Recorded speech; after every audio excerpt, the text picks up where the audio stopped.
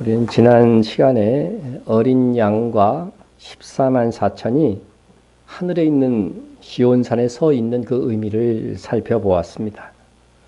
또 내가 보니 보라 어린 양이 시온산에 섰고 그와 함께 14만 4천이 서 있는데 하늘의 시온산에 서 계신 어린 양은 예수님이십니다. 이에 대해서는 아무도 다르게 해석하시는 분은 없습니다. 이건 이단도 이렇게 해석할 정도입니다. 그리고 14만 4천은 계시록 7장에서 등장하죠. 소개되었다가 다시 14장에서 나오는데 첫째 7장의 근거로 해서 보면 이들은 하나님의 종들이다. 또 하나님의 인을 받는 자들이다. 세 번째는 이스라엘 자손이다. 이렇게 되어 있습니다.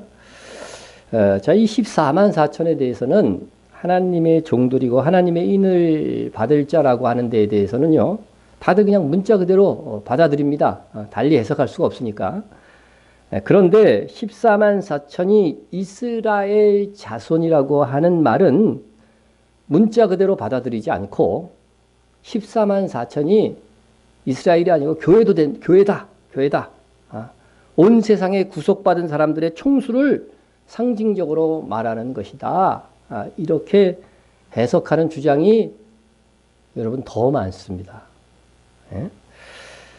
이렇게 해석하는 것이 왜 그렇게 됐냐면요. 그동안 이스라엘이 신약의 교회로 대체되었다고 하는 해석의 오류에서 나온 것입니다. 이러한 해석은 초대 교부들로부터 시작해서 AD 150년경 저스틴 마터라고 하는 사람이 처음 얘기했고, 그 다음에 이레니우스나 오리겐, 어거스틴들이 받아들이면서 이게 해석이 돼서 오늘날까지도 그런 해석이 주류를 이루게 되었는데, 그들의 주장은 하나님의 계획 안에서 교회가 이스라엘을 대체했고 교회가 새 이스라엘이다. 이렇게 말하는 것입니다. 이러한 주장은 2000년의 세월 동안 큰 여과 과정 없이 교회의 대세적인 그런 주장으로 해석으로 받아들여 오늘까지 이른 것입니다.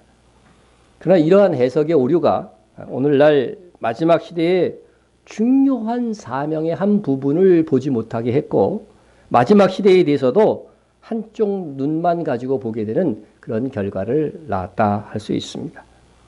이스라엘이 새 이스라엘인 교회로 대체되었다는 교리를 근거로 삼는 성경 구절은 거의 유일하게 이 구절 하나예요.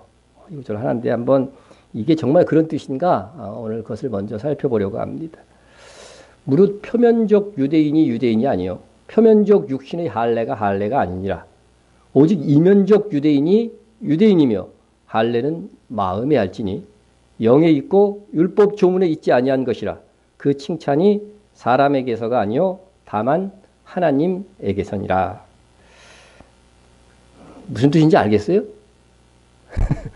표면적, 이면적, 이게 뭐 학적인 것도 아니고 좀 어렵지요. 말 자체가 어렵습니다. 그래서 요것을 우선 이해를 돕고자 세번역 성경으로, 세번역 쉽게 해석한 세번역 성경으로 보는데 우선 28절만 보겠습니다. 겉모양으로 유대 사람이라고 해서 유대 사람이 아니요. 겉모양으로 살갗의 할례를 받았다고 해서 할례가 아닙니다. 그렇게 28절에 드립니다. 여러분, 유대인이 되는 방법은 세세하게 나누면 여러 가지가 있겠지만 크게 나누면 두 가지가 있는데, 하나는 유대인으로 태어나서 난지 8일 만에 할례를 받으면 유대인으로 인정이 됩니다. 자, 또 극소수이긴 하지만 이방인 중에서 예수를 믿는, 하나님을 믿는 거예요. 이방인 중에서 하나님을 믿으면 그 사람도 신앙 고백을 하고 할례를 받고서 유대인으로 살아가면 되는 겁니다. 그 사람은 국적이 바뀌는 거예요. 그냥 유대인으로 살고 싶으면 나는 구약시대는 하나님의 백성이 난 되고 싶다 그러면 유대인이 되어야 되기 때문에 그렇게 신앙 고백을 하고 할례를 받고 유대인으로 살면 됩니다. 그러니까 혈통적으로 유대인으로 살 수 있는 길이 있고 이방인이라도 할례를 받고 유대인이 되는 그런 방법이 있어요. 그러니까 그 공통분모는 뭐예요? 할례는 반드시 받아야 유대인이 되는 거죠. 예? 자, 그런데 여기서 이제 겉모양이 유대 사람이다. 요 표현은요. 일단 유대인으로 태어나고 할례를 받은 사람들을 뜻하는 것으로 보입니다. 그런 사람들을 표면적 유대인, 즉 겉모양으로 유대 사람이라고 이렇게 표현을 한 거죠. 자, 겉사람이 유대인이라고 해서 유대 사람이 아니다. 이렇게 말씀한 거죠. 겉으로 몸에 하나님의 백성인 표인 할례를 받았다고 해서 그 사람이 다 유대인이 아니라고 하는 거죠. 이 당시는 유대인 하면 무조건 다 하나님을 믿는 사람이에요. 그런 개념이 있었어요. 그래서 이것은 쉽게 말하면 이런 뜻이에요. 겉으로 한국 사람이라고 해서 다 한국 사람이냐? 아니다는 거죠. 응? 겉으로는 한국 사람인데요. 요즘은 이 꼴통들이 좀 생겨갖고요. 한국보다 일본을 더 사랑해. 예? 그럼 그 사람은 진정한 한국 사람이 아니다. 이런 말하고 똑같은 거예요. 이런 말하고 똑같은 것입니다. 겉으로 신앙 고백을 하고 세례를 받았어도 속으로 참된 믿음이 없다면 그런 그리스도인일 수 없다는 것과 똑같은 의미인 것입니다. 유대인이란 아브라함의 후손으로 하나님을 믿고 율법을 따라서 사는 사람입니다. 근데 겉으로는 아브라함의 혈통이야 분명히. 할례도 받았어요. 그러나 속으로는 하나님에 대한 믿음도 없고 율법대로 살고자 하는 마음도 없다면 그는 진정한 유대인이 아니다. 그런 말씀인 거예요. 그것이 바로 다음 절에 있는 것이죠. 오히려 속사람으로 유대 사람인 이가 유대 사람이며 율법의 조문을 따라서 받는 할례가 아니라 성령으로 마음에 받는 할례가 참 할례입니다. 이런 사람은 사람에게서가 아니라 하나님에게서 칭찬을 받습니다. 하고서 사도 바울이 말하는 거죠. 자, 이 말씀을 근거로 교회가 이스라엘로 대체되었다고 하는 것인데 이것은 참으로 앞에 문장과 이렇게 문맥을 읽어보면 이 논술을 공부한 사람이라면 누구나 그렇게 해석할 수 없는 것입니다. 이는 진정한 유대인은 하나님께서 택한 이스라엘로 겉으로만 할례를 받은 사람이 아니라 속으로 진정 하나님을 믿고 율법을 행하는 자이어야 한다는 것을 강조해서 말씀한 겁니다. 그런데 이를 속으로 유대인이 진정한 유대인이다 이렇게 말씀하셨으니까 겉으로 혈통적인 유대인은 유대인이 아니고 속으로 예수님을 믿는 사람들, 교회가 진정한 유대인이라고 해석하는 것은 정말 이건 말도 안 되는 인위적인 해석인 것입니다. 이는 단지 유대인들에게 겉모양만 유대인으로 살지 말고 정말 유대인의 의미인 하나님을 믿고 율법을 행하는 자가 되라. 이것을 강조해 준 것이죠. 만약에 이스라엘이 신약시대로 넘어가면서 교회로 대체되었다고 한다면 이건 너무나도 중요한 사실이잖아요. 그렇다고 한다면 이것은 사도들이요. 이 성령의 영감으로 기록된 이 신약성경인데 분명하게 이것은 말씀해 주실 것이라고 하는 거죠. 이스라엘은 이제 없어졌고 앞으로 하나님의 백성은 교회다. 이렇게 분명히 말씀해 주셨을 거라고 하는 거죠. 그래서 로마서 2장 28절에서 29절의 말씀의 의미는 이것입니다. 참 유대인은 출생이나 할례를 받는 외적인 것뿐 아니라 할례의 의미인 속으로 하나님을 믿고 율법을 행하는 자이어야 합니다. 이런 사람이야말로 하나님께 칭찬을 받습니다. 했습니다. 여기서 이런 사람이, 이런 유대인이 하나님께 칭찬을 받는다는 말인데 이 칭찬이라는 단어도 이게 바로 유대인을 가리키는 거예요, 사실은요. 이게 하나의 언어적 유의다. 이렇게 이제 보통 이야기를 합니다. 자, 이런 사람은 사람에게서가 아니라 하나님에게서 칭찬을 받습니다 했는데 유대인이라고 하는 말은 히브리어로 뭐냐면 예후다예요. 예후다. 그런데 뜻이 뭐냐면요. 칭찬이에요. 칭찬, 찬사, 찬양 이런 뜻을 가지고 있어요. 그러니까 이렇게 겉과 속이 일치하는 참 유대인은 유대인이라는 말의 뜻 그대로, 말 그대로 하나님께 칭찬을 받게 될 것이다. 그런 의미까지 내포하고 있는 것입니다. 따라서 이 말씀을 이방인도 유대인이라는 말씀으로 오해해서 이스라엘의 교회로 대체되었다. 그런 말씀이 절대 아니다 하는 것을 말씀을 드립니다. 오히려 혈통적으로 그리고 할례라는 의식을 통해서 유대인이 되지만 거기에 더하여 하나님을 믿고 말씀을 지켜야 진정한 유대인이다. 그렇게 그런 사람은 하나님께 칭찬받는다. 그런 말씀인 것입니다. 여러분, 진리는 참으로 단순한 것이어서 유대인은 유대인이고 이방인은 이방인이고 이스라엘은 이스라엘이고 교회는 교회인 거예요. 교회인 겁니다. 에베소서 2장에도 보면 유대인은 유대인이고 이방인은 이방인으로서 서로 하나가 되어야 될 존재라고 얘기하지 유대인이 이방인으로 대체되었다. 그런 말씀은 없습니다. 성경에.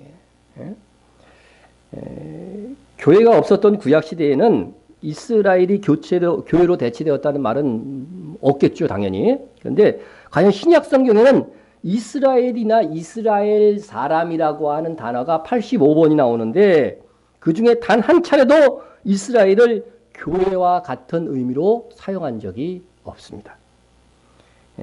교부들이 세운 교리로 오늘날까지 사용하고 있는 이 교회를 의미하는 새 이스라엘이라고 하는 말은 성경 어디에도 나오지 않습니다.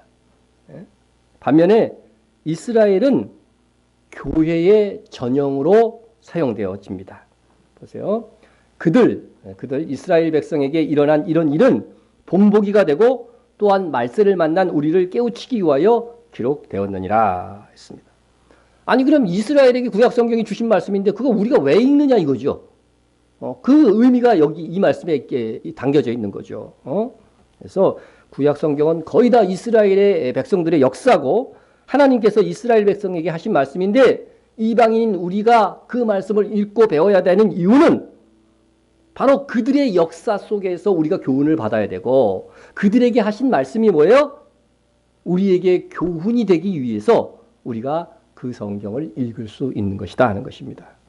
그러나 이스라엘이 교회의 전형이 되는 것과 교회가 이스라엘이라고 말하는 것은 전혀 다른 문제라고 하는 것입니다. 여러분 예를 좀 들자면 이런 겁니다. 유다 나라의 구약시대 유다 나라의 왕의 전형이 누구였냐면 다윗 왕입니다. 다윗 왕. 그래서 이후의 왕도 항상 다윗 왕을 기준에 두고 평가해요. 다윗과 같이 정직히 행하여 다윗과 같이 아니했더라. 뭐 이런 표현을 사용한다고 하는 거죠. 다윗이 유대인들의 왕들의 전형이에요. 그러니까 예를 들어 히스기야는 다윗과 같은 왕, 다윗과 같이 정직히 행하였으나 이런 표현이 있지만 그렇다고 해서 히스기야가 다윗이 되는 게 아니잖아요. 히스기야는 히스기야고 여전히 다윗은 다윗인 것입니다. 중요하기 때문에 이것은 한 가지 예만 더 들겠습니다. 중동에 이스라엘이 있습니다. 그런데 우리나라 역사가요. 공교롭게도 이스라엘을 참 많이 닮아 있어요. 이스라엘이 동서로 갈렸어요? 남북으로 갈렸어요? 남북, 그죠? 남북으로 갈렸어요. 우리나라도 남북으로 갈렸어요. 그리고 북보다는 남쪽이 이 신앙을 이어가죠. 다윗 왕가가 있어갖고 다윗 왕가의 전통을 쭉 이어가고 예루살렘도 있고 신앙을 이어갑니다. 우리나라도 역시 복음은 평양에서 시작했는데 오히려 우리 남쪽에서 그러죠. 신앙을 이어가는 주류가 되고 있습니다. 그리고 강대국 사이에 끼어 있었어요. 그 당시 세계 최강대국이던 바벨론과 애굽 사이에 이 이스라엘이 끼어 있었어요. 우리나라도 어디에 끼어 있어 지금? 러시아, 그죠? 중국, 일본 요 사이에 강대국에 껴 있어갖고 정말 우리나라가 살아남은 것은 이게 역사적으로 기적 같은 일이에요. 살아남았다는 거죠. 이스라엘이 살아남은 것 똑같다는 거죠. 그 강대국 속에서. 그런 공통적이 있고 또 강대국에 의해서 패망되고 해방된 경험이 있어요. 이스라엘은 바벨론에게 패망하고 해방된 경험이 있고 우리나라도 일본에게 그죠? 패망하고 해방된 그런 경험이 있고 그 속에서 살아남은 공통점. 그래서 한국을 흔히 아시아의 이스라엘로 이렇게 부르기도 합니다. 자, 이스라엘은 이렇게 한국의 전형으로 삼고 말하기도 한다는 거죠. 그렇다고 해서 한국이 이스라엘이 됩니까? 그죠? 아니죠. 한국은 여전히 한국이고 이스라엘은 여전히 이스라엘인 것입니다. 따라서 이스라엘은 이스라엘이고 교회는 교회인 것입니다. 같은 이치로. 단 교회는 하나님께서 이스라엘에게 주신 말씀과 그들의 역사에서 교훈을 얻고 경계를 삼아야 한다는 것입니다. 우리도 마찬가지죠. 주변에 있는 어떤 성도가 함부로 살다가 하나님께 그죠? 벌을 받고 정신을 차리고 탁 돌아오는 모습을 봤어요. 그러면 어떻게 돼요? 나도 신앙생활 조금 시원치 않게 하고 있으면 어떻게 돼? 그런 모습을 보면 어우, 정신 차려야 되겠네. 이렇게 되잖아요. 그거하고 똑같은 거라는 거죠. 그러니까 이스라엘과 교회는 이러한 전형이 되는 관계는 있어도 이스라엘이 교회로 대체되는 것은 아니다 하는 것입니다. 아니다는 것입니다. 예. 하나님께서는 이스라엘은 이방의 제사장 나라라고 분명히 말씀하셨습니다. 그런데 이스라엘의 이 타락해서 그 특권이 교회로 넘어갔다고 말하는 것이에요. 그래서 도대체 성경에 어떻게 그런 말씀이 있는가? 아무리 살펴봐도 이스라엘에 대한 하나님의 이 제사장 나라의 특권과 봉사는요, 절대로 실패하지 않는다는 거죠. 실패하지 않는다는 거죠. 예? 여러분, 하나님께서 계획하신 일이 이스라엘의 불순종으로 이루어지지 않는다고 한다면 우리의 구원조차도 확신할 수 없는 거죠. 여러분들이 예수를 믿었다는 건 뭐예요? 창세전에 하나님께서 나를 선택했다는 거예요. 만약에 하나님께서 우리 김 집사님을 선택했는데 김 집사님이 아이씨, 나 하나님 안 믿어. 막 이렇게 이제 옆으로 막 타락하고 막 지 맘대로 살아. 그러면 하나님의 구원이 실패할까요? 성공할까요?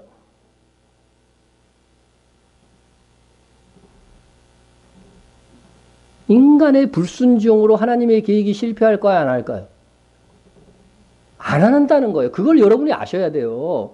인간의 의지에 중심을 두는 신학이 자유주의 신학이에요. 예? 그러나 성경은 절대 하나님이 계획하신 일은 실패한다 안 한다? 여러분, 하나님께서 예언한 것이 어떻게 이루어질 수 있어요? 하나님의 계획이 실패한다고 한다면. 창세전에 여러분이 구원을 계획하신 하나님께서 실패한다고 한다면 여러분이 무슨 수로 구원을 확신할 수 있어요? 하나님은 계획하신 일은 인간의 불순종에도 불구하고 이루신다는 거예요. 하나님이 이스라엘을 제사장으로 나라로 삼았으면, 이방의 제사장 나라로 삼았으면 끝내 이것을 이루신다 못 이루신다? 이루신다고 하는 거예요. 이루신다는 것이에요. 예? 자, 하나님은 계획을 가지고 계시며 인간의 불순종에도 불구하고 그 계획을 이루실 능력이 계시다는 것이 바로 예정론이라는 거예요. 신학적으로 이렇게 예정론을 얘기하는 거예요. 예정이라는 단어가 성경에 분명히 또 나오기도 합니다. 예? 하나님께서는 인간의 불순종과 거역에도 불구하고 당신께서 정하시고 계획한 섭리는 반드시 이루시고 이루실 능력이 계신 분이십니다. 어떤 자들이, 이제 문맥을 따라서 보면 어떤 자들은 유대인들이에요. 유대인들 중에 어떤 자들이 믿지 아니하였으면 어찌하리요? 그 믿지 아니함이 하나님의 믿부심을 폐하겠느냐? 믿부심이 무슨 뜻이에요?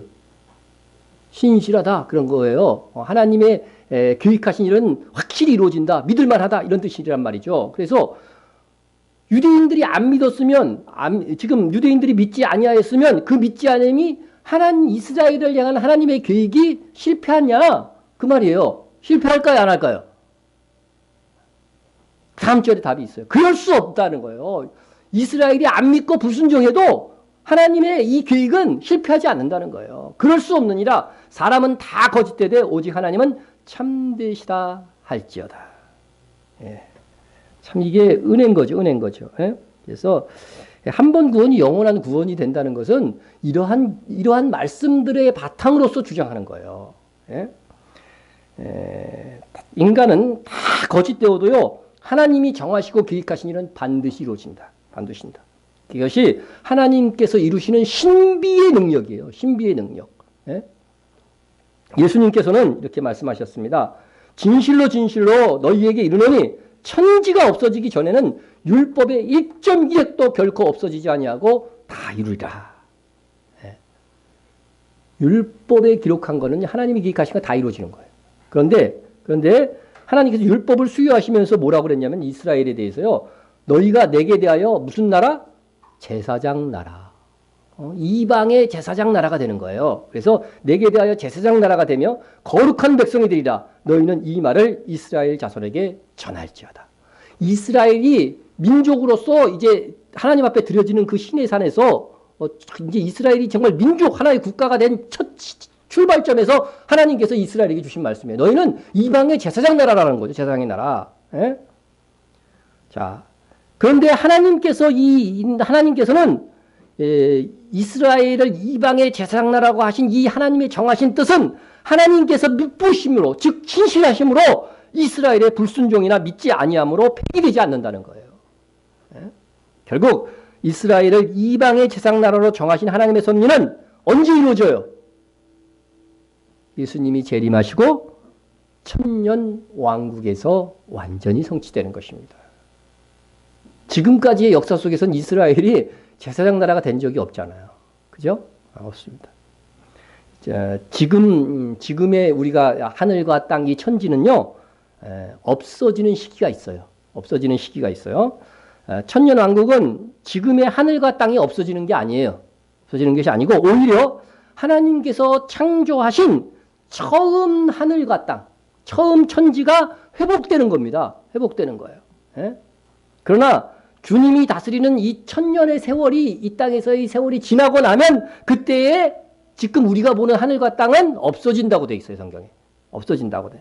사도 요한은 그것을 환상으로 보고서 이렇게 진술을 했습니다. 또 내가 새 하늘과 새 땅을 보니 처음 하늘과 처음 땅이 없어졌고 바다도 다시 있지 않더라 하는 것입니다. 예. 예. 처음 하늘과 땅, 예. 천지, 이것은 없어질 때가 올 것입니다. 예. 천년 왕국이 없어지는 시기가 오는데, 그러나 천지가 없어지기 전에는, 율법의 1.1획도 결코 없어지지 아니하고 다 성취될 것이라고 주님께서 말씀하셨다면, 천년 왕국 때까지는 뭐예요? 이 성경에 예언된 모든 것이 어떻게 해요? 다 이루어진다는 거예요. 다 이루어진다는 거죠. 그러면 이스라엘이 제사장 나라가 되는 것은 천년 왕국 때에 완전히 성취될 것이라고 하는 거죠. 최종적으로 성취된다고 하는 겁니다. 그래서 성경의 수많은 예언들이 아직 이루어지지 않은 것들은요, 이 인간의 역사, 처음 하늘과 땅이 지어지고 인간의 역사를 주어주신 이 기간 동안에 하나도 빠짐없이 다 성취될 것이라고 하나님의 말씀이 우리에게 던져주는 메시지인 것입니다. 그러므로 이스라엘이 그 소명을 다하지 못해서 이스라엘에 대하여 하나님의 정하신 뜻이 소멸되고 교회로 넘어갔다고 하는 것은 이건 잘못된 계획이에요. 그럼 하나님의 계획이 실패했다는 거나 마찬가지예요. 이거는. 예? 하나님의 계획은 실패하지 않습니다. 예? 이제 마지막 시대에 우리는 성경을 있는 그대로 단순하게 보아야 됩니다. 그래야 성경에서 오늘날 시대를 분별하고 우리의 사명을 깨달을 수 있는 것입니다. 하나님께서 장자 이스라엘을 회복시켜 이방의 제사장 나라로 삼으실 것입니다. 여러분, 이 하나님의 계획을 위해서 함께 기도해야 돼요, 우리가. 따라서 14만 4천을 이스라엘 자손이라고 성경이 기록하고 있는데, 이는 교회의 모든 구원받은 성도라고 주장하는 것은 앞으로는 삼가야 될 해석 방법이에요. 그러면 이스라엘 자손 중에 14만 4천이 하나님의 인을 받아 하나님의 종들이 될 것이라고 하는 예언을 접한 우리는 어떻게 해야 될까? 이것을 알았어요. 지식적으로 알았어요. 그것을 안 우리는 어떻게 될까? 예? 여러분, 하나님께서 일하시는 방법은 먼저 깨닫고 기도하는 성도를 통해서 함께 이루어 가시는 것입니다. 그러므로 이제부터 여러분의 기도에서 이스라엘의 회복에 대한 간구를 빼지 마세요. 그들이 이스라엘을 향한 하나님의 계획 제사장 나라가 되는 이방의 제사장 나라가 되도록 주님, 여러분들이 지금부터 기도해 주세요. 이런 기도를 통해서 하나님의 뜻이 이루어지는 거예요. 주기도에 분명히 나와 있잖아요. 하늘의 뜻이 땅에서도 이루어지이다. 우리는 기도를 통해서 그 일을 하라고 하는 거예요. 성경에 예언된 것들을 여러분이 배우는 이유가 거기에 있다는 거예요. 예? 그것이 놀라운 하나님의 일들이에요. 예? 14만 4천은 하나님의 인을 천사로부터 받은 것이지만 그건 역시 성도들의 기도가 뒷받침되어야 합니다. 그래서 천사가 하는 일이라도 성도의 기도가 필요하면 여러분 다니엘의 경우를 들어보면 딱 알 수가 있어요. 봅시다. 그런데 바사 왕국의 군주가 21일 동안 나를 막았으므로, 그럼 천사가 다니엘에게 하는 말이에요. 내가 거기 바사 왕국의 왕들과 함께 머물러 있더니 가장 높은 군주 중 하나인 미가엘이 와서 나를 도와주므로, 여기서 바사 왕국의 왕들이라고 하는 것은 누구냐면은 페르시아, 그죠? 네, 페르시아가 바사잖아요. 네, 페르시아 왕국의 그 왕들이라고 하는 말은 뭐냐면은 그 왕들을 지배하는 악한 영들을 얘기를 하는 거예요. 그래서 다니엘이 막 이렇게 기도하고 있었어요. 마지막 시대의 이 비밀에 대해서 너무 궁금한 거예요. 그래서 막 이렇게 기도하고 있는데 이제 천사가 기도하는 첫날 하나님께서 탁 파송을 했어요. 근데 이 페르시아에 있는 이 악한 영들이 이걸 막고 있는 거야. 막고 있는 거야. 그러니까 무려 며칠 동안 21일 동안이나 막았어요. 그러니까 이 천사가 다니엘에게 못 가. 그러니까 하나님께서 하늘의 군대 장관 천사장인 미가엘을 파송해서 얘네들을 무찌르고 이제 이 천사가 다니엘에게 무사히 왔다는 거죠. 이것은요, 보이지 않는 세계의 일이에요. 그죠? 보이지 않는 세계의 일이기 때문에 우리로서는 알 수가 없어요. 천사가 진술을 했기 때문에 우리가 알 뿐이에요. 그런데 이 하늘에서 일어난, 이 공중에서 일어난 이 전쟁이지만 이 21일 동안 다니엘은 뭐 하고 있었어요? 어떤 기도예요, 그것도? 금식하면서. 21일 동안. 그래서 다니엘의 세일의 기도가 우리도 흔히 하지만은, 다니엘의 세일의 기도가 여기서 나온 거예요. 이 80노구의 그 다니엘이 21일 동안 금식하며 기도한 결과로 뭐예요? 하나님께서 미가엘도 파송이 되고 미가엘이 페르시아를 장악하고 있는 악한 영들을 파하고 다니엘에게 오게 된 것입니다. 여러분, 이와 같이 이 하늘의 전쟁, 천사가 하는 모든 일들도 실상은 땅에서 기도하는 성도들이 반드시 있어야 성취된다는 거예요. 따라서 우리는 이 시대에 이스라엘 자손 14만 4천에게 인을 치는 이 천사들의 사역을 위하여서 기도해야 된다는 거죠. 그것이 우리의 우선적인 지금 이 시대의 사명이에요.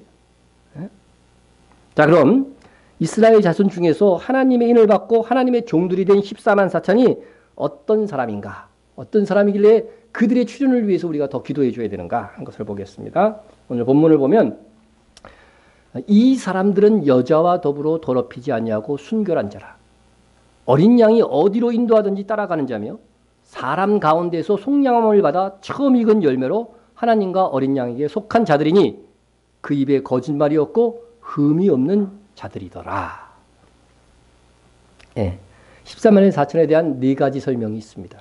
이 네 가지 설명을 살펴보면서 14만 4천이 어떤 존재들인가를 살펴보겠습니다. 첫째로 14만 4천은 여자와 더불어 더럽히지 아니하고 순결한 자라 그랬습니다. 여러분, 여자와 더럽히지 않으셨습니까? 이게 무슨 말일까요? 여자와 더불어 더럽히지 아니하고 순결한 자라. 여기서 그러면 느낌상 뭐예요? 여자는 질이 좋은 여자예요, 나쁜 여자예요? 그죠? 이 여자와 더럽히지 아니했다고 그러니까 이 여자는 아주 더러운 여자죠. 그죠? 더러운 여자입니다. 자, 요한계시록에서 그러면 보세요. 그냥 요한계시록에서 여자가 나와.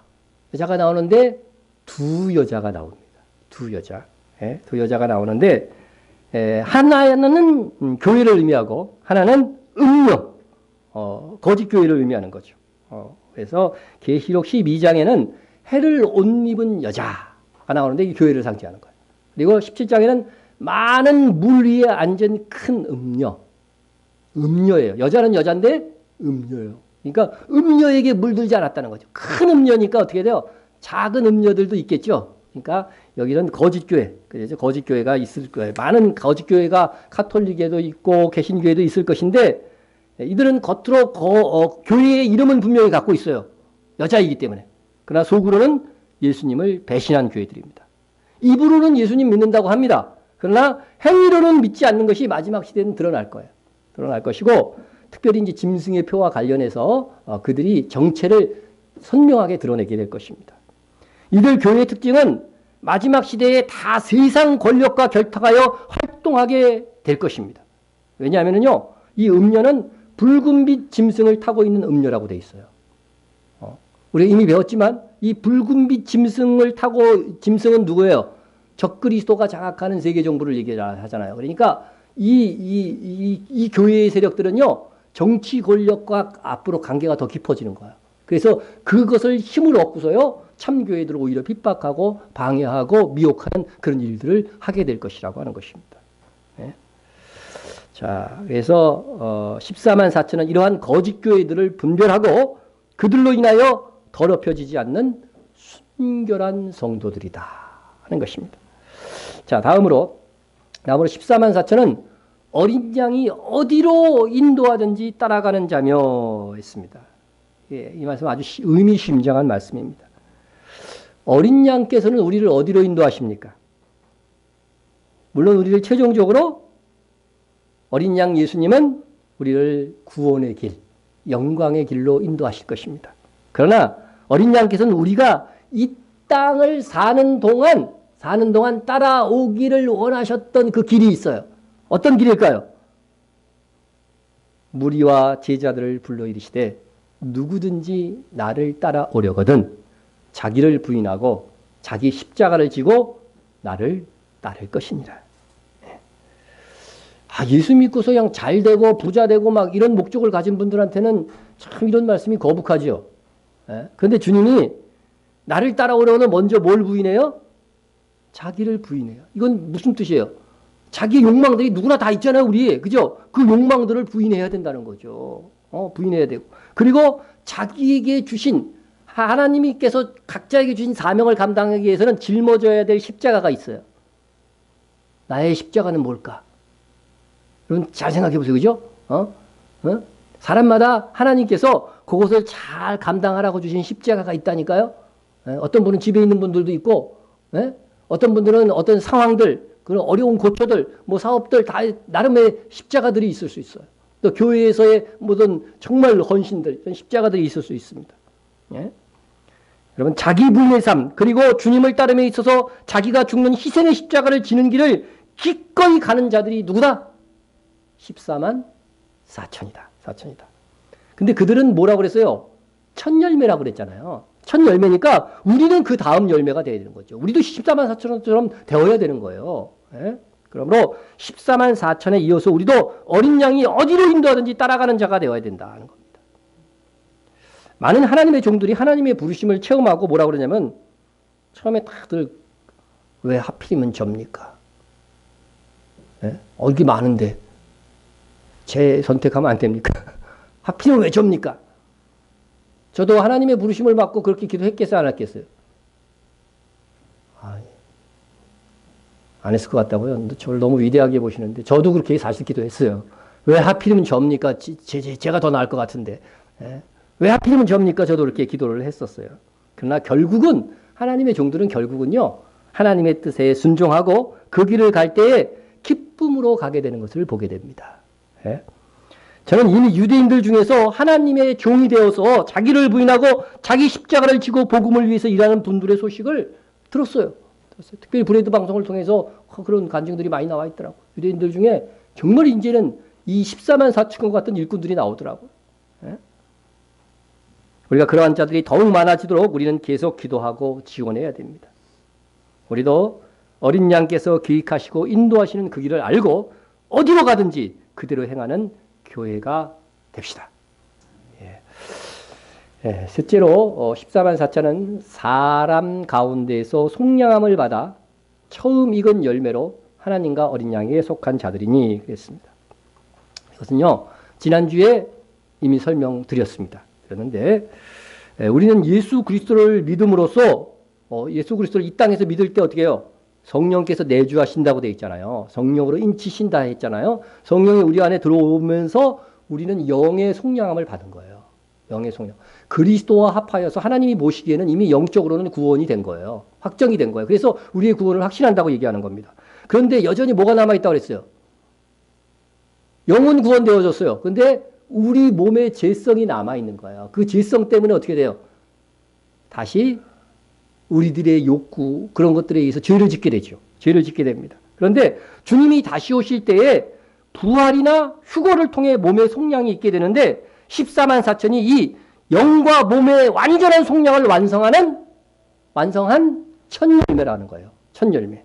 예? 그래서 우리가 예수님께서 부활의 첫 열매라고 하신 것은 예수님에 이어서 누가 있을 것이다? 성도들의 부활이 있을 것을 예고하는 거잖아요. 그와 마찬가지로 14만 4천이 속량을 받은 첫 열매라고 하는 것은 이어서 곧 성도의 몸의 속량까지 완성되는 부활과 휴거가 있을 것을 말씀해 주고 있는 것입니다. 하나님께서는요, 질서의 하나님이세요. 질서의 하나님. 하나님은 동등하시지만 성부, 성자, 성령의 질서가 있어요. 질서가 있어요. 예? 하나님께서는 이 땅에서 분명히 말씀했는데 남자와 여자의 질서를 두셨습니다. 믿습니까? 여자 성도들이 아멘 하세요. 난 이것만은 못 받아들이겠다 그러는 분들은 하나님의 말씀을 자, 은사에도 뭐예요? 질서를 주셨어요. 질서를 주셨어요. 직분에도 뭐예요? 성경을 보니까 질서를 주셨단 말이에요. 질서. 여러분이 저하고 너무 맘먹으려고 그러면 안 돼. 질서를 주셨어. 나이에 의한 질서도 주셨어요. 그죠? 나보다 한 살이라도 많은 분들은요, 그 질서를 우리가 존중해야 되는 거예요. 그래서 나이 많은 어른들은 어떻게 성경하라고 되어 있냐면 잘못을 했어도 어떻게 돼요? 이런 막 성질 내갖고 꾸중하면 된다, 안 된다? 절대 안 된다. 그러죠. 권하듯 하라고 그러죠. 권하듯. 이렇게 질서는요, 이런 질서가 없어지면 세상이 난장판 돼요. 여러분 자식들이 여러분하고 막 맘먹으려면 어떻게 되겠어? 질서를 주셨어. 근데 이스라엘과 이방인 사이에도 질서를 주셨어요. 여러분 이건 질서지 뭐 이게 무슨 인격의 차이가 있는 게 아니에요. 이건 다 질서. 질서를 두신 거예요. 그래서 이 세상에 온전히 이끌어가기 위해 질서를 주셨는데 이스라엘과 이방인 사이에도 질서가 있어요. 그래서 하나님께서는 이방의 애굽 왕을 향해서 이스라엘은 내 장자다. 장자다는 것을 분명히 말씀하셨어요.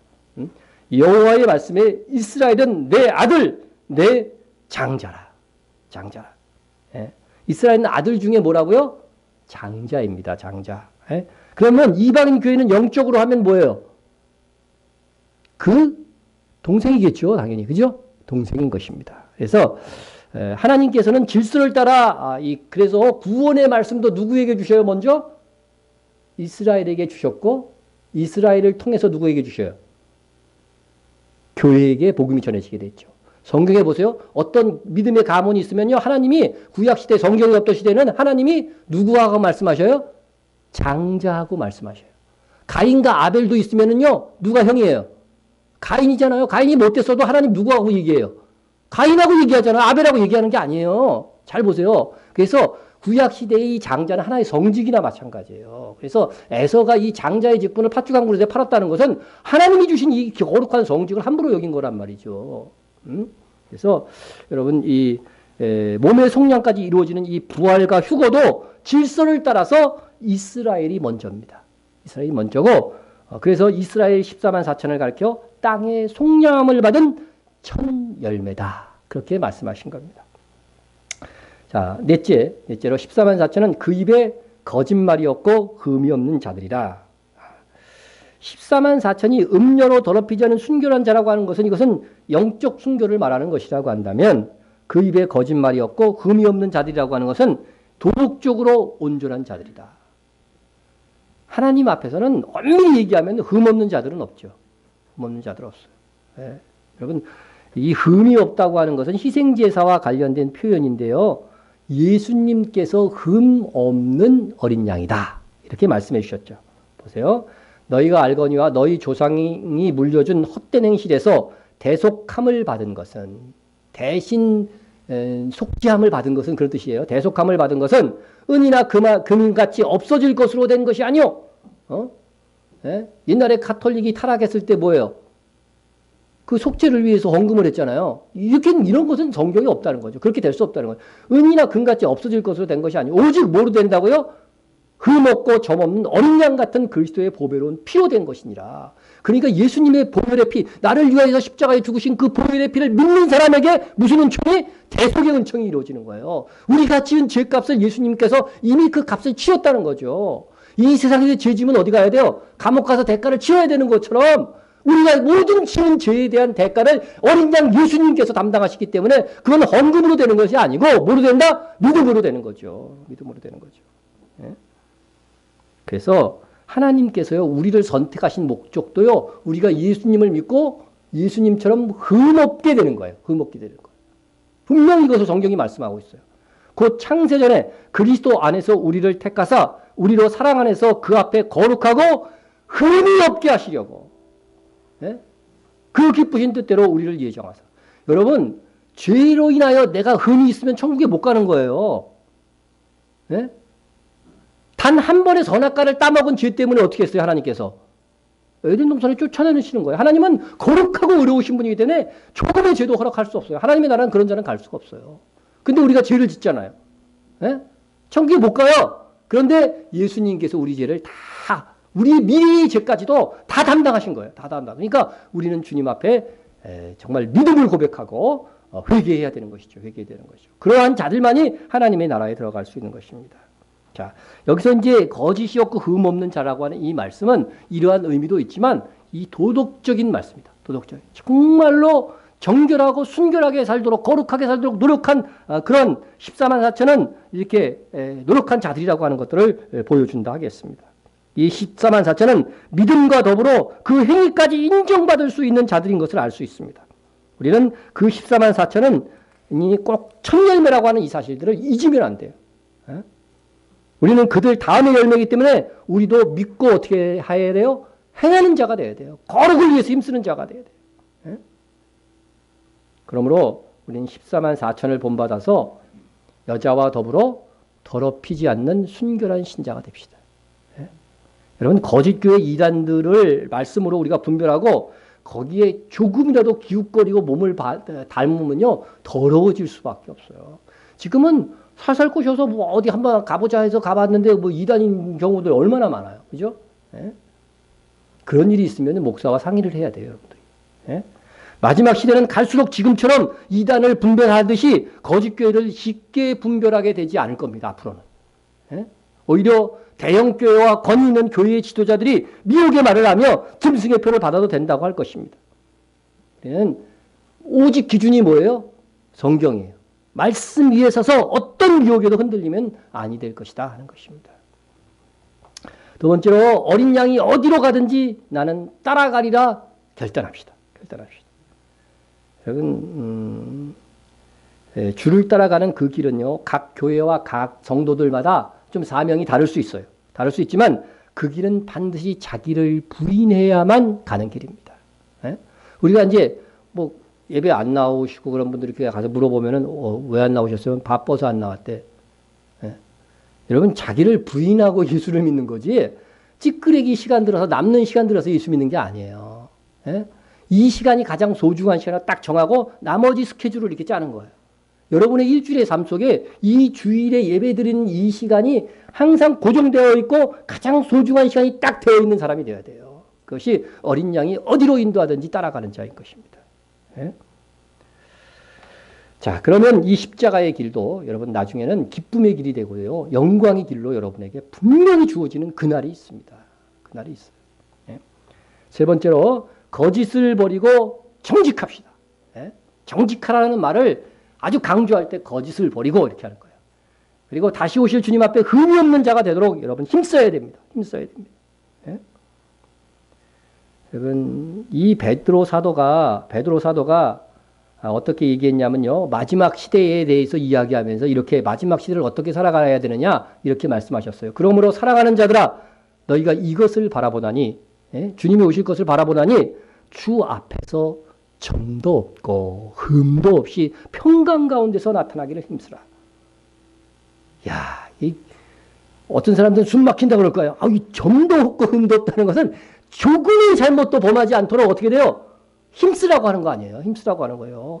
이거 숨 막혀요. 우리는 사람인데요. 그러나 우리가 힘써야 한다는 것이죠. 좋은 죄도 범하지 않도록 힘쓰라는 것이죠. 예? 주님이 주신 사명 제대로 감당하지 못하고 하나님의 자녀로서 정결하게 살지도 못하고 그리고 나서 다시 오실 주님을 딱 맞이하는 성도는 어떨까요? 주님 맞는 것이 맞기는 맞는데 평강 가운데 못 만든 거예요. 마음 한구석에 불편한 거예요. 내가 제대로 못 살았는데 하면서 불편할 수밖에 없다는 거죠. 그러니까 어찌하든지 너희들이 사는 삶 속에 점도 없고 흠도 없는 삶을 살으라고 하는 거예요. 예? 여러분 성경은 불 가운데에서 얻는 구원에 대해서 말하고 있어요. 예? 어떤 사람이 이걸 부끄러운 구원이라고 그러는데 사실 구원은 부끄러운 구원이 없죠. 예수님의 보혈로 구원을 받는 거니까. 하여간 같은 구원도요. 여러분이 똑같은 구원을 받는 게 아니라는 거죠. 엄청난 상급을 받는 구원이 있고 그죠? 상급을 받는 구원이 있고 여러분 그래서 성경 어디에서는요. 상급과 구원이 포함된 구원을 말할 때가 있어요. 그건 행위가 포함돼서 말하는 거예요. 그래서요. 자 보세요. 상급이 없는 구원을 성경이 어떻게 얘기하고 있는가. 만일 누구든지 그 위에 세운 공적이 그대로 있으면 뭐를 받고?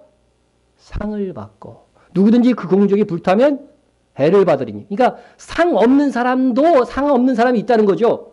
그러나 그 사람이 구원 못 받는다고 돼 있어요? 구원 받는다고 돼 있어요? 그러나 자신은 구원은 받되 이렇게 돼 있잖아요. 예?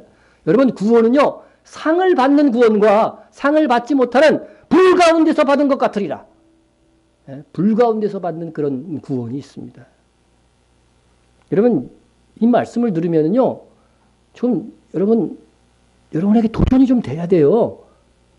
도전이 안 되는 것 같아 지금 이게 눈빛을 보니까. 여기가 도전이 돼야 돼요 정말. 예? 예?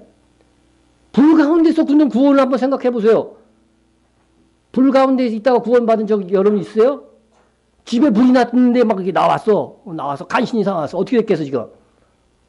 불 시꺼멓게 타고 말이죠. 최근에 보니까 목욕탕에 불이 났더라고. 나오면서 어디를 가렸겠어 사람들이?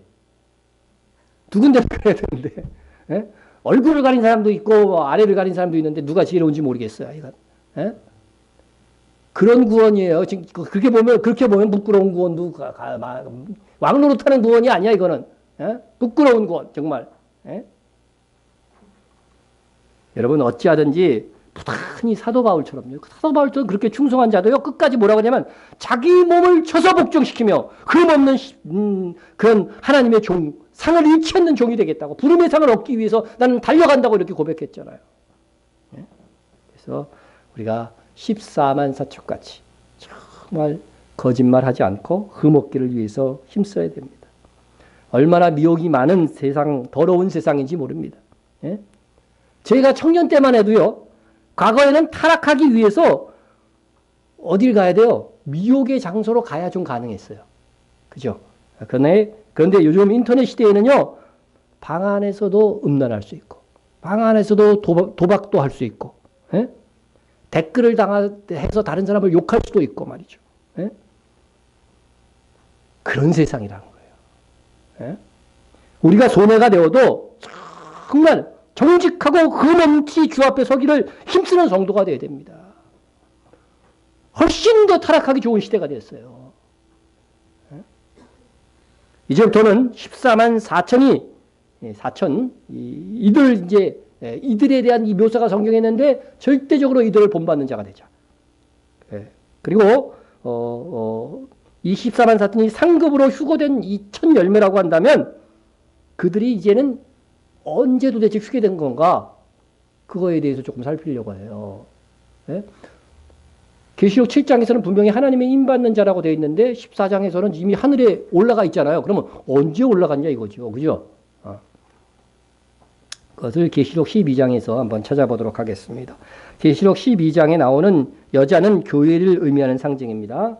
하늘에 큰 이적이 보이니 해를 옷 입은 한 여자가 있는데 그 발 아래는 달이 있고 그 머리에는 12별의 멸류관을 썼더라. 이 여자가 아이를 배워 해산하게 되매 아파서 애를 쓰며 부르짖더라.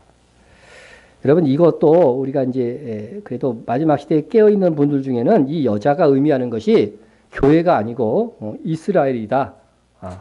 이 여자가 낳은 아들이 이스라엘이다. 이렇게 이제 이 여자가 교회가 아니고 이스라엘이다 이렇게 주장하는 분들이 있어요. 그러면은 이 여자가 낳은 아들이 이스라엘이라고 주장하는 분은 뭐라고 되겠어요? 아들이 예수님이라고 주장해요. 예수님이라고 주장해요. 과연 그런가 하는 것입니다. 과연 그런가 합니다. 자, 여자로 상징되는 존재는 하나님의 백성을 의미하는 거예요. 그래서 구약 시대는 당연히 누구를 의미하겠어요? 이스라엘을 의미하는 거예요. 이 여자는. 그리고 신약 시대는 누구를 가리키는 거겠어요? 교회를 가리키는 겁니다. 교회를 가리키는 겁니다. 자, 보십시다. 이사야 선지자는 마지막 시대에 이스라엘을 해산하는 여인으로 표현하고 있어요. 해산하는 여인. 여러분 이사야서 24장과 27장을 이사야의 계시록이라고 말해요. 마지막 시대에 대한 예언이라고 해서 그 말씀을 한번 보겠습니다. 여호와여 잉태한 여인이 산기가 임박하여 산고를 겪으며 부르짖음같이 우리가 주 앞에 그와 같으니라. 그럼 마지막 시대를 이사야 선지자가 예언하면서 이스라엘이 어떻게 돼요? 산기가 임박한 산고를 겪는 여인과 같다고 이렇게 표현을 했어요. 그러면 계시록 12장하고 비슷해 보이죠. 그죠? 굉장히 비슷해 보입니다. 예? 그러나 그들은 마지막 시대에 아이를 못 낳아요. 못 낳습니다. 그 다음 절에서 이렇게 말하고 있어요. 우리가 잉태하고 상고를 당하였을지라도 바람을 낳는 것 같아서 땅에 구원을 베풀지 못하였고 세계의 거민을 출산하지 못하였나이다. 그러니까 이 여자에게는 남은 후손도 있고 막 그런데 분명히 이사야는 얘기를 이스라엘이 세계의 거민, 제사장 나라기 때문에 세계의 거민을 낳아야 되는 존재인데도 불구하고 그들이 세계의 거민을 출산하지 못했다. 이렇게 되어져 있는 것입니다. 따라서 해를 옷 입은 여자는 이스라엘이라고 보기가 힘들다는 거죠. 그리고 성경의 말씀은 항상 짝인 법인데 성경 어디에도 이스라엘이 예수님을 낳았다는 사상은 없습니다. 오히려 시편 2편에 보면은요. 너는 내 아들이라 오늘날 내가 너를 낳았도다. 이 말씀을 하시면서 예수님은 하나님께서 낳은 것이지 여자로 상징되는 이스라엘이 낳은 것이 아니다 하는 것입니다. 그래서 교회는 해를 옷 입은 여자로서 이스라엘의 대속의 은혜를 옷 입은 것이다 하는 것입니다. 자, 그리고 신약 성경에 보면은 이제 신약 성경에도 교회를 여자로 표현하고 있는데 그것도 그리스도의 뭐예요? 아내로 표현하고 있다는 거예요. 보세요. 우리가 주의 정결한 신부가 되자 이 말은 뭐예요? 예수님이 우리의 뭐가 된다는 거예요? 신랑이 된다는 거잖아요. 그러므로 사람이 부모를 떠나 그의 아내와 합하여 그 둘이 한 육체가 될지니 이 비밀이 크도다. 나는 그리스도와 교회에 대하여 말하노라. 여러분, 이 남편과 아내의 이 결혼 제도를 만드신 것은요, 예수님과 성도의 관계를 이야기하는 하나의 모델과 같은 거예요. 그래서 이것은 그래서 그리스도의 아내. 우리는 예수님을 믿는 교회는요, 예수님과 이렇게 결혼해서 하나가 된 부부 관계라고 하는 것을 얘기하고 있는 것입니다. 그래서 하나님께서 우리를 볼 때에는요, 우리가 예수님과 하나가 딱 되었기 때문에요, 예수님을 보시고 우리를 의롭다고 하시는 거예요. 자, 단 우리가 믿음으로 그리스도와 하나가 되어 결혼한 상태이지만 몸은 예수께서 다시 오셔서 부활과 휴거, 어린 양의 혼인잔치를 통하여 우리와 예수님과의 결혼이 완성되는 것입니다. 그럼 잘 들으세요. 교회는 이미 그리스도와 결혼한 여자예요. 영적으로는. 그러나 몸은 아직 아니죠. 그죠? 몸은 아직 아니란 말이에요. 그래서 순결한 처녀예요. 몸으로는요. 그래서 바울이요, 순결한 처녀로 너희를 그리스도께 드리려 함이라고 하는 말은 아직 육체는 결혼한 상태가 아니라는 거죠. 그거는 언제 이루어져요? 주님이 다시 재림하셔서 최종적으로 어린 양의 혼인잔치를 통해서 몸까지 하나가 되는 거죠. 몸까지 하나가 되는 거죠.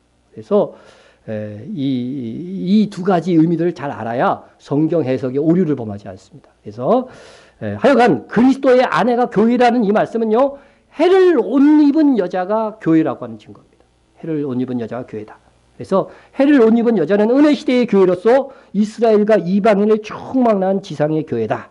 이것은요, 제가 계시록 12장 두 번째 설교 12-2에서 자세하게 설명이 되었어요.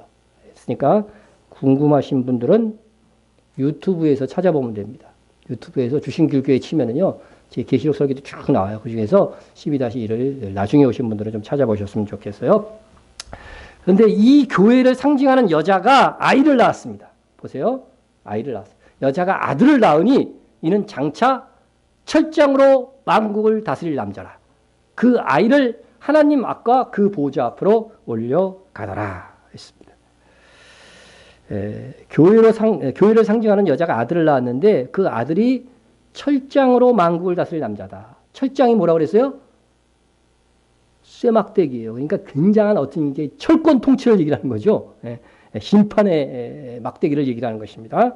자, 철장으로 만국을 다스릴 남자인데 그 전에 어떻게 돼요? 철장으로 만국을 다스릴 남자인데 그 전에 하나님의 보좌 앞으로 올려갔다고 돼 있어요. 결국은 뭐예요? 이 아이가 휴거된 거예요. 그죠? 하늘로 올려가서 휴거됐습니다. 뭐 승천이라고 해도 좋아요. 휴거나 승천이나 다 하늘로 올라가는 거니까.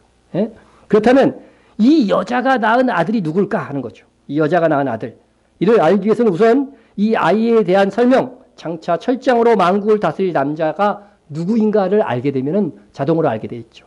근데 계시록 안에 보면요, 장차 철장으로 만국을 다스릴 남자, 그죠? 전 세계를 다스리는 거예요. 그죠? 철장으로 만국을 다스릴 남자로 제시되는 존재는 누구일까요? 예수님과 이기는 자예요. 예수님만 그렇게 하는 게 아니에요. 우리도 주와 함께 왕노릇 한다고 돼 있잖아요.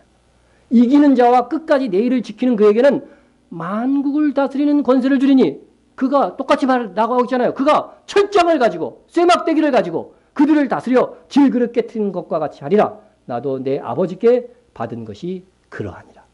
그러니까 이기는 자와 끝까지 내일을 지키는 자는 별도의 사람이 아니에요. 이거는 원문을 잘못 해석한 거예요. 이기고 끝까지 내일을 지키는 자예요. 그러니까 한마디로 이기는 자를 다시 설명한 것뿐이에요. 그러니까 이기는 자와 이 세상을 살면서 믿음으로 세상을 이기는 자와 또 예수 그리스도는 똑같이 뭐예요? 철장으로 만국을 다스리는 권세가 있다는 거죠. 있다는 것입니다. 그러니까 일단 여기서 여자가 낳은 아이가 철장으로 만국을 다스릴 남자라고 했으니까 이제 압축이 돼요. 누구 아니면 누구예요? 이기는 자 아니면 예수님이라고 하는 거죠. 예수님. 그런데 14만 4천은 세상을 이기는 자들이었죠. 이기는 자들이기 때문에 이기는 자의 부류에 속하는 거예요. 이기는 자의 첫 열매가 될 수 있다는 것입니다. 예? 자, 예수님이나 이기는 자나 성경의 계시록에 보면 다 단수예요. 이기는 자는 무수하게 많겠죠. 근데 다 단수로 처리해요. 이스라엘도 성경에 보면 단수로 처리합니다. 그래서 여기서 단순히 복순이를 가지고서 여자가 낳은 아이가 예수님인지 이기는 자인지 이것을 결정하기는 쉽지 않습니다. 그러나 계시록 자체에서 말씀하시기를 시작부터 첫 절, 계시록 첫 절에서 뭐라고 얘기하고 있냐면요. 예수 그리스도의 계시라. 이는 하나님이 그에게 주사 반드시 속히 일어날 일들을 그 종들에게 보이려고 그의 천사를 그 종 요한에게 보내어 알게 하신 것이라. 무슨 뜻이에요? 사도 요한이 이 계시를 받는 그 시점을 기준으로 해서 앞으로 일어날 일들에 대한 예언이라는 거예요. 그렇죠? 일어날 일. 그렇다고 한다면 예수님께서 이 땅에서 태어나신 것은 사도 요한이 이 계시를 받기 이전의 일이에요. 과거의 일이에요. 과거의 일을 예언했겠어요? 그럼 성경에? 그럴 수는 없는 거죠. 그죠? 그럴 수는 없는 것입니다. 그래서 계시록은 앞으로 있을 일들의 예언이기 때문에 여자의 아들이 예수님이라고 한다면 요한 계시록이 기록되기 이전의 사건이 되니까 이 말씀과 모순이 되어버리는 것입니다. 반면 14만 4천은 계시록 7장에서 미래에 하나님의 인을 받을 자들인데 14장에서는 이미 하나님의 인을 받고 하늘에 있다고 한다면 그 사이에 하늘로 올라가는 승천되는 휴거되는 그런 상황들이 성경 어디에는 나와 있어야 된다고 하는 거죠. 그것이 바로 계시록 12장에 있는 내용, 그죠? 여자의 아이가 하나님의 보좌 앞으로 승천하는 이 사건이다 하는 것을 말씀드리려고 하는 것입니다. 그런데 오늘은 그것을 이제 논증하고 더 중요한 것은 마지막 결론적으로 이 말씀을 주장하는 거예요. 제가 여자가 낳은 아들이 14만 4천일지인데 이 여자를 낳기 위해서 이 여자가 이 아들을 낳기 위해서 굉장한 상고를 겪고 있다고 하는 거예요. 보세요. 해를 못 입은 한 여자가 있는데 이 여자가 아이를 배워 해산하게 되매 아파서 해를 쓰며 부르짖더라. 여기서 여자는 교회라고 했습니다. 교회라고 했는데 아이는 14만 4천이라고 했습니다. 무엇을 말씀하고 있는 거냐면 여자가 14만 4천을 낳기 위해서 지독한 해산의 고통을 겪어야 한다는 거예요. 이것은요, 마지막 시대에 교회의 중요한 사명 중에 하나가 이스라엘 중에서 14만 4천을 낳기 위한 해산의 수고가 있어야 한다는 거예요. 있어야 한다는 것입니다. 해산의 수고는 타의에 의해서 겪습니까? 자발적으로 겪습니까?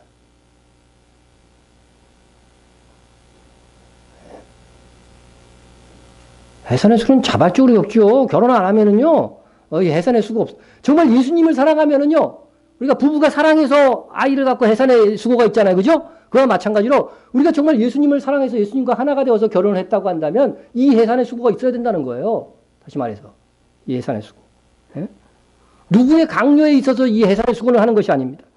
마지막 시대에 예수님과 하나가 된 교회가 낳아야 하는 아이가 14만 4천이라는 거예요. 바울이 교회의 성숙을 위하여 성도들의 성숙을 위해서 자발적으로 자기는 해산의 수고를 했다고 말하고 있어요. 보세요. 나의 자녀들아 너희 속에 그리스도의 형상을 이루기까지 다시 너희를 위하여 해산하는 수고를 하나니 복음을 전하기 위해서 참 해산의 수고를 했다는 거예요. 그러나 또 다시 해산의 수고를 해야 되는데 뭐예요? 그들의 정말 신앙의 성숙을 위해서 그리스도의 형상을 이루기까지 너희를 위하여 해산하는 수고를 한다고 돼 있어. 예? 우리는 이 교회의 이 시대의 교회로서 14만 4천을 낳기 위한 해산의 수고가 있어야 된다는 거죠. 이런 교회의 사명으로 쉽게 되는 일이 아니라 해산의 수고가 있어야만 가능한 것입니다. 예? 해산의 수고. 예수님께서는 이렇게 말씀하셨습니다. 여자가 해산하게 되면 그때가 이르렀으므로 근심하나 아기를 낳으면 세상에 사람 난 기쁨으로 말미암아 그 고통을 다시 기억하지 아니하느니라. 여자가 애 낳고 너무 해산의 고통을 겪다 보니까 우리 집은 정말 그랬어요. 우리 첫 아들 낳을 때 애 낳으러 들어가서 40일 만에 나왔어요. 그러니까 얼마나 큰 고통을 겪었어요. 그죠? 그러면은, 야, 애 낳을 때 진짜 얼마나 해산의 수고. 그리고 나서 애 낳고 나서 다시 안 낳습니까? 요새는 하나만 낳는 인간들도 있지만, 예? 다시 안 낳아요? 그러고 나서 또 동생을 낳았어요, 또. 예? 사람 난 기쁨이 있는 거예요. 그죠? 자녀를 낳은 해산의 이 기쁨이 있는 거죠. 자녀를 얻은 이 감격과 기쁨이 있는 거죠. 예? 있는 것이죠. 그와 마찬가지로 여러분, 우리가 14만 4천을 낳고자 해산의 수고를 해서 14만 4천 중에 한 명이라도 우리가 낳았다고 한다면 그 기쁨과 그 감격으로 인해서요 우리는 그 수고가 기억나지 않도록 그 해산의 그 고통이요 정말 잊어버릴 정도로의 그런 영광을 우리 주님으로부터 얻게 될 것입니다. 잘 안 믿어지세요? 여러분 이 말씀을 꼭 여러분 가슴을 새기시고요. 제가 성경을 다 근거로 해서 여러분들에게 말씀을 드리는 것은 결국은 이것입니다. 우리가 하고 있는 이 이스라엘을 회복을 위한 이 귀한 사역, 이스라엘 선교의 사역이 마지막 시대에 얼마나 주님의 뜻에 합당한 것이고 정말 우리를 영광스럽게 하는 일인가 하는 것을 깨달았자고 하는 것입니다. 우리 여러분 하나님께서 우리에게 먼저 깨닫게 하시는 반열에 속하게 하셨습니다. 이 은총 헛되이 하지 말고 우리들의 장자 이스라엘의 회복을 통해 14만 4천을 낳게 하는 교회의 사명을 힘써 행하는 우리가 됩시다. 그러면 해산의 수고와는 좋게 비교되지 않는 영광을 얻게 될 것입니다. 통성으로 기도하겠습니다. 우리도 14만 4천과 같이 되도록 14만 4천이 미래의 어떤 존재들이지만 정말 세상을 이기는 자로 산 사람들이에요. 영적으로 순결한 자, 어린 양이 어디로 인도하는지 따라가는 자, 그 입에 거짓말이 없고 흠이 없는. 그리고 두 번째로 이스라엘의 회복을 위한 해산의 수고를 하는 우리가 되게 하소서. 그래서 여러분 하늘의 영광을 가장 크게 얻는 기회를 우리가 잃으면 안 돼요. 우리는 그래서 일반 성경검도 있지만 특별히 이스라엘 성경검을 이렇게 하고 있는 것은 여러분들 여기에 정말로 기도하고 동참하라는 거죠. 가장 중요한 것은 기도입니다. 기도.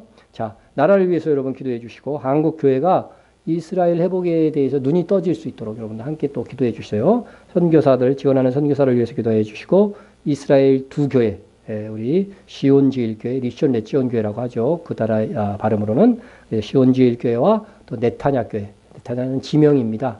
네타냐 교회를 위해서 여러분 기도해 주시고 또 북한 및 밖에 받는 세계 성도들을 위해서 기도해 주시고요. 또 교회의 부흥과 목회자 성도 간 중보를 위해서 기도해 주시기 바랍니다. 통성으로 기도합니다. 사랑의 하나님 아버지 감사합니다.